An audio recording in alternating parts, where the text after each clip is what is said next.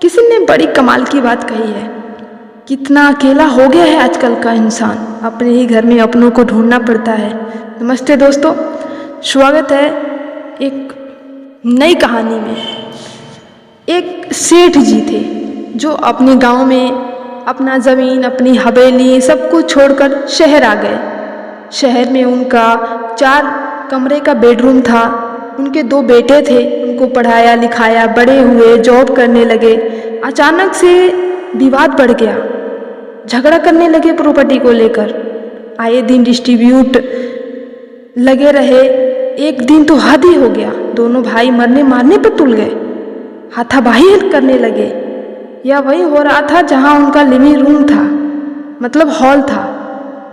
जब यह हो रहा था तो सेठ जी पेट पकड़ करके जोड़ जोड़ हंस रहे थे। दोनों भाइयों को समझ में नहीं आ रहा था क्या हो गया है। पापा को यह झगड़ा हो रहा है और पापा हंस रहे हैं। फिर उन्होंने पूछा, पापा आप हंस क्यों रहे हैं? सेठ जी ने कहा, बात ही ऐसी है, छोटी सी बात है।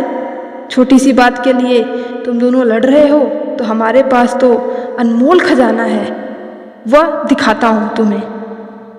यह सुनते ही दोनों भाइयों के मन में उत्साह उठ गया।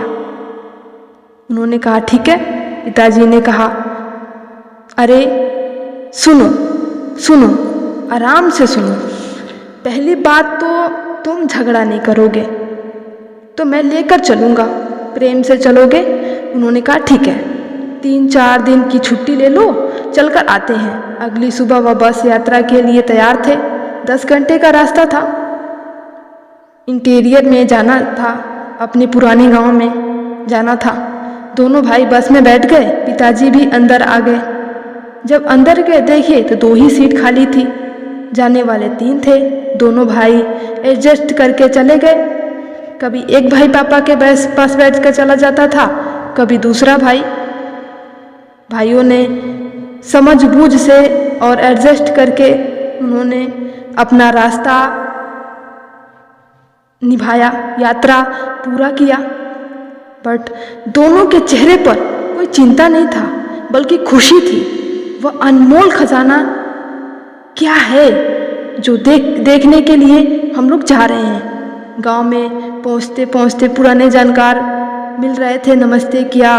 गांव के आखिरी कोने में उनका हवेली था, जो पूरी तरह से अब खंडर हो गया था। सेठ जी ने देखा कि यह तो पूरी तरह से बेकार हो चुका है।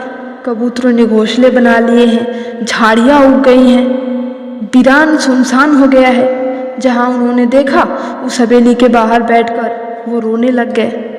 भाई को समझ में नहीं आ रहा था कि रो क्यों रहे हैं, तो पूछे, पापा आप रो क्यों रहे हैं? पिताजी ने कहा, याद करो वह बचपन जो इसी आंगन में तुम लोग खेला करते थे। शायद तुम्हें अच्छे से याद नहीं होगा क्योंकि तुम बहुत छोटे थे और हम तुम्हें शहर लेके चले गए। पढ़ाना लिखाना था, आगे बढ़ाना था। तुम्हें पता है यह तो हवेली है, इसके लिए मैंने अपने बड़े भाई साहब से लड़ाई कर लिया था। अपने दोनों भाई के बीच झगड़ा इतना बढ़ता गया कि हम दोनों मर्डर करने पर उतारू हो गए थे। बड़े भाई साहब ने बड़ा दिल दिखाया और बोले, चल तू रख ले हवेली। वह विदेश जाकर बस गए और उस दिन से आज तक वो मुझसे कभी बात नहीं किए, मुझसे कभी मिलने नहीं आए, हालचाल नहीं पूछे। हवेली के चक्कर में मैंने अपने बड़े भाई को खो दिया। कल जब तुम्हारा झगड़ा देखा तो मुझे लगा कि तुम मेरे जैसे ही गलती कर रहे हो। मैंने जिसके लिए लड़ा था उससे देखो आज कबूतरों ने घोंसला बना लिया है। और एक बात बताओ, अभी जिस बस में हम आए हैं वह सीट हमेशा के लिए तुम्हें मिल सकता है? दोनों भाई हंसने लगे और बोले, क्या पापा, सीट भी परमानेंट होती है क्या? बस तो सवारियां बदलता रहता है, दूसरा आता है, तीसरा आता है। पिताजी ने कहा, क्या तुम उसके लिए झगड़ा कर सकते हो? दोनों भाई ने कहा, झगड़ा क्यों करेंगे इतनी छोटी सी बात के लिए? पिताजी ने कहा, बस यही तो समझाना चाह रहा हूँ। यह भी बस की यात्रा है। कोई आएगा, फिर कोई आएगा, फिर कोई आएगा। सीट पर सवारियां बदलती रहेंगी। सीट के लिए झगड़ा नहीं करना जो थोड़ी देर के लिए मिली है। मैंने अपने भाई से झगड़ा किया, हवेली मिल गई, पर भाई को खो दिया। हवेली आज किसी काम की नहीं है। तुम दोनों झगड़ा करोगे, प्रॉपर्टी तो मिल जाएगी, पर अपनापन चला जाएगा, रिश्ता टूट जाएगा। उस बस की यात्रा में जैसे तुमने तालमेल बैठाया था, वो बैठाना सीख लो, जीवन सफल हो जाएगा।